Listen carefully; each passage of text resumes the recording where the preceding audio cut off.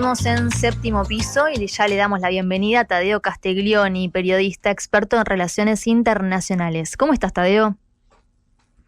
Todo muy bien, muy buenas tardes, Leila. Saludos a ti, a todo el equipo y por supuesto a nuestra audiencia, y como siempre una alegría estar en contacto. Igualmente, Tadeo. Bueno, hoy tenemos como parte de la agenda central de la información lo que fue el discurso de Lavrov en esta conferencia donde hizo un repaso, un resumen de lo que fue la diplomacia rusa en el año 2024 y se refirió a varios temas. Si te parece, podemos arrancar por lo que dijo respecto de Dinamarca, que, bueno, se refirió al derecho a la autodeterminación en referencia a lo que dijo Donald Trump, ¿no? Respecto de que Groenlandia sea parte de Estados Unidos. La forma es entablar negociaciones con Dinamarca en este caso. ¿Cómo estuviste viendo el repaso de ese discurso y en particular este punto relativo a Groenlandia? Claramente estamos hablando de un discurso de los que nos tiene acostumbrado Lavrov, que creo que es uno de los últimos diplomáticos de la vieja escuela y que también se explaya a lo largo del mundo, y delante de más de 200 periodistas. No fue cualquier cosa, fue una muy buena conferencia de prensa con muchos relatos muy interesantes respecto a la actualidad internacional y más precisamente lo que sucede actualmente en Europa y más ante la llegada de Donald Trump y cómo toda Europa empieza a convulsionarse en medio de este nuevo cambio de administración de la Casa Blanca. Respecto a lo que mencionó de Groenlandia, creo que es muy interesante para analizarlo desde una perspectiva de la hipocresía occidental que también nos tienen acostumbrados. Lavrov se basa en la autodeterminación de los pueblos, en que cada pueblo debe elegir cuál es su destino, porque aquí fuera de la ecuación entre esta disputa entre Dinamarca y la disputa entre la administración de Donald Trump, quienes quedan por afuera claramente es el pueblo de Groenlandia, un pueblo que nadie le ha consultado si quiere ser parte de Estados Unidos, si quiere seguir siendo parte de Dinamarca, si quiere seguir su propio destino, como si se les preguntó a la República Popular de Donetsk, de Lugansk, a las provincias de Gerson y Zaporozhye, a Crimea, Exacto, sobre cuál quiere ser su destino. Entonces, aquí entramos en una discusión bastante interesante que creo que siempre vale la pena tenerlo en consideración y que Lavrov de manera muy certera creo que dio en el grano, dio en el blanco de hacia dónde tiene que estar puesta esta discusión, más allá de estos intereses de las superpotencias, Estados Unidos por cuestiones estratégicas queriendo arrebatar, porque prácticamente dijo que si no se la venden, no se la negocian, hasta amenazó con una invasión. Bueno, en medio de esa manera bravucona que tiene Donald Trump, es interesante que alguien piense y ofrezca una solución de sensatez, que se le pregunte a la población de Groenlandia. totalmente. Como bien marcaba, se hizo también eso con la población del Donbass, Gerson, Zaporozhye. Contanos también cómo estuviste analizando lo que dijo Lavrov respecto del terrorismo energético, porque se supo que, bueno, hubo un intento de ataque contra el Turkish Stream. Evidentemente, Ucrania quiere que se corte todo tipo de suministro de Rusia a Europa, lo que perjudica más a Europa que a Rusia. ¿Cómo analizar también esta actitud a muy pocos días de que asuma Donald Trump? Parecen como manotazos de ahogado, ¿no? Claramente, manotazos de ahogado. Estamos viendo la desesperación del régimen de Kiev, que sigue utilizando técnicas de terrorismo, y como bien lo mencionó Lavrov, terrorismo en este caso energético, que perjudica principalmente a los europeos. Imaginémonos que Hungría ya está hablando de aumentar entre un 20 y un 30% el coste de la energía, por únicamente el capricho de Kiev de cerrar el paso del gas ruso a través de Ucrania. Imaginémonos ahora si no cuentan con el gas ruso que viene a través del Cáucaso, con la voladura de una planta de compresión, que era el plan de Kiev, en Rusia. Entonces estamos en medio de una locura desatada en los cuales se trata de utilizar como armas de cambio la estabilidad de Europa a cambio de seguir apoyando el conflicto bélico en Ucrania. Entonces, aquí cuando se siguen aumentando más las voces disonantes en el viejo continente y, por ejemplo, aquí en Moscú actualmente está el jefe del Parlamento de Eslovaquia. Claro. Entonces, estamos viendo cómo se continúa en medio de esta política agresiva para separar a Europa de Rusia, al menos desde la perspectiva comercial, como esto también tiene un efecto boomerang de las autoridades sensatas, que bueno, son limitadas en Europa, siguen tratando de mantener relaciones con Rusia, no porque sean pro-rusos, sino porque únicamente es una relación ganar-ganar. Siempre lo han dicho desde Rusia, hasta el fin de los siglos muy probablemente los vecinos en la frontera de la Federación Rusa van a ser los europeos, no hay manera de que eso cambie geográficamente. Entonces una buena y sana convivencia es lo que les beneficia a todos. Pero en medio de eso también están los intereses de los grandes capitales internacionales. Totalmente. No, obviamente siempre es cada país busca representar mejor sus intereses. Ahí hablabas de Eslovaquia, fue aumentando mucho la tensión entre Robert Fico y Zelensky, porque Zelensky decidió unilateralmente cortar el tránsito de gas ruso hacia ese país, pero Eslovaquia no cuenta con el apoyo de la Unión Europea, ¿no? Lo mismo Hungría.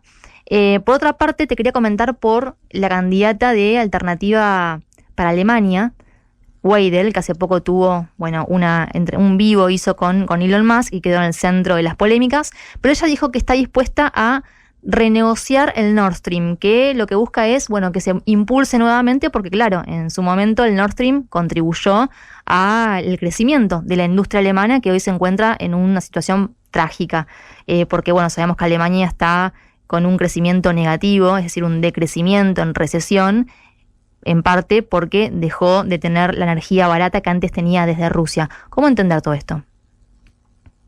Bien, es un escenario muy convulso y de, muchas contradicciones que se van dando a lo largo de Europa con el auge de una especie de nacionalismo que está tratando de salvar la situación. Tampoco podemos decir que Alternativa por Alemania sea la cura de todos los males o la solución mágica de los problemas, porque estamos también hablando de un partido que es una especie de coalición que va de la A a la Z, toca muchos temas muy complicados, muy contradictorios también dentro de la sociedad alemana, y con todo respeto muy probablemente no llegue a formar gobierno en Alemania, por más que salga primero en las elecciones. Claro. Eso, incluso las últimas encuestas así lo estarían reflejando.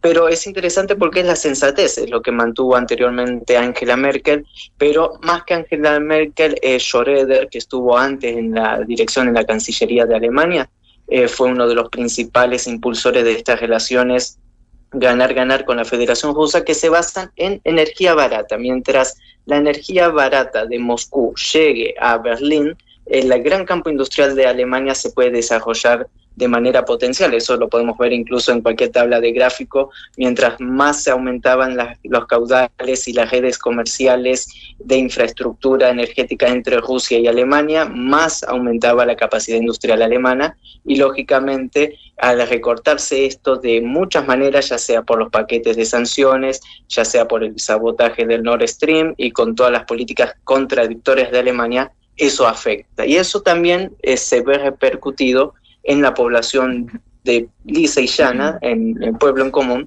que entiende que Rusia es un socio histórico de Alemania, con una gran raíz, que comparten mucho, y que se puede beneficiar.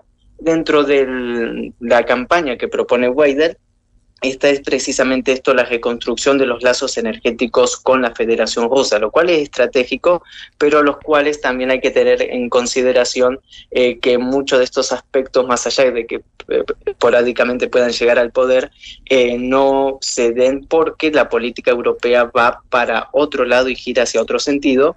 Y recordemos lo que dijo el ex comisario europeo hace un par de días, de que, suspendimos las elecciones en Rumania porque no hubo un resultado que no nos gustó. Si hay un resultado que no nos gusta en Alemania, ¿quién dice si se puede repetir el mismo escenario? Entonces, son algunas situaciones interesantes para seguir analizando. Totalmente. Y por último te pregunto, por el conflicto de Ucrania, porque se refirió Lavrov habló de las garantías de seguridad para Ucrania, dijo que Rusia está dispuesta a debatirlas, pero primero es necesario abordar cuestiones de seguridad de mayor envergadura, dijo Lavrov. Las amenazas en el flanco occidental, en nuestras fronteras occidentales, deben eliminarse como una de las principales causas del conflicto. Es lo que vienen repitiendo Lavrov y Putin, la postura rusa es la misma, inclusive previo al 2022, desde 2014 en adelante, aunque se firmaron acuerdos después que no se cumplieron. ¿Pensás que va a haber una predisposición por parte de Trump para entender esto? Porque en realidad es lo que causa todo el problema y lo que lanza además la operación militar especial, que no se estaban respetando las garantías de seguridad para la propia Rusia. Bueno, precisamente hoy el equipo de Donald Trump dijo que no hay que emocionarse con las palabras de Trump, que dijo que iba a solucionar el conflicto ucraniano en 24 horas, diciendo que esto fue más bien un discurso de campaña y que la realidad es totalmente diferente. Esto dicho hoy mismo por el equipo de Donald Trump, por lo cual esto nos refleja de que la situación está más complicada de lo que se habla en línea general. Y sobre la línea del frente, yo quiero destacar un minutito una cosa. Sí. Hace un par de días se liberó una localidad, Shevchenko, en los cuales está el principal yacimiento de litio de todo el continente europeo, valuado en más de $20.000 millones. Esto es sumamente estratégico en medio de la operación especial militar, yacimiento que estaba bajo control de una empresa británica. ¿A qué nos referimos con estas cuestiones que parecen desconectadas? Hay muchos intereses económicos en Ucrania de parte de los países europeos. Incluso se sigue hablando hasta el día de hoy, el equipo de Donald Trump lo sigue hablando, de que si se negocia un cese al fuego, se tiene que negociar con fuerzas de paz británicas y francesas en Ucrania. Estamos hablando que sería una situación incluso peor que la de antes del comienzo de la operación militar especial, porque estamos hablando, por más que digan que no es de OTAN, sino que son fuerzas de paz británicas en la frontera con la Federación Rusa, no es ninguna garantía de paz. Entonces, mientras se sigan manteniendo esos discursos y se apunte hacia esos puntos, difícilmente yo creo que a corto plazo podamos tener un cambio de la situación, incluso con la llegada de Donald Trump y con la planificación hacia futuro de una reunión con Vladimir Putin.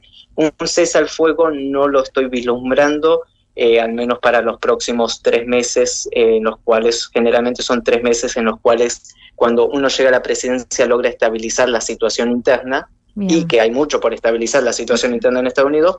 Pensemos más hacia el futuro, más complicado a nivel internacional. Bien, bueno, veremos qué pasa entonces en el corto plazo con el conflicto en Ucrania. Gracias, Tadeo, como siempre, por tu tiempo. Fuerte abrazo, Leila, fuerte abrazo a todo el equipo que siempre está ahí presente y a nuestra querida audiencia también. Cuídense y que sigan hacia adelante. Igualmente, abrazo grande. Pasaba Tadeo Castiglione, periodista y experto en relaciones internacionales. ¿Qué pasa en tu